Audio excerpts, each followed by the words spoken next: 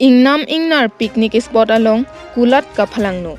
Lakha inkoira trok Duarbagori MAC constituency keparlo Kohora kaziranga kajir Ronghangpi alongklam adung Kendu lankso picnic spot along akulat amokha patove jo porphai isira achitim apor alom Engnam Engnar kaphalano. Lasonsi kulat ahemphu Holison Pandey Lapen SGB Raising Rongpi nang kapachini dona tengke patove jo porphai isira achitim apor alom Engnam Engnar vang pen kulat mate hotel along kedo an ahormu chophalang no tekang etpusi nang thandun. Lapen kecho jor hormu hortar penchenglok suri ingkoi thongkep an sosia hormu kanahok punang pachini dun. Lasi kulat ahemphu atum kerap kelong jia phan sarkar aphan nang chuning ridun.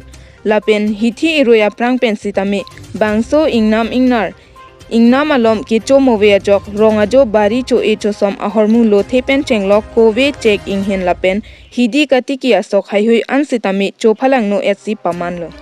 Lapen anparta hithi kulat ansitame kaphalang no chenglo. Bangso Engnam Engnar Lachot jile kangtonji kalilang. Lasi forest Engnam raiko matuma phan sitame prabjin pen keton kithir klukjia phansi pachinilo. Lapen Lucas Sangma Inglongkiri Aberta. মানে যোৱা ৰাতি আহি জংগলী হাতী এনেকা আহি মোৰ দোকানটো সব সোমাই মেলি ঠেলি মেলি সব নষ্ট কৰিছে আৰু ভিতৰত যিকেইটা বস্তুকেইটা আছিলে সব নষ্ট কৰি দোকানটো ঠেলি দিলে আৰু এইটো বিনিময় মানে চৰকাৰে কোনো পৰা যদি অলপ সহায় কৰে তাৰ কাৰণে অনুৰোধ কৰিছোঁ আৰু নমস্কাৰ মোৰ নাম শ্ৰী ৰাইচিং ৰংপি মই এই Kohora area Sorgari Gambura.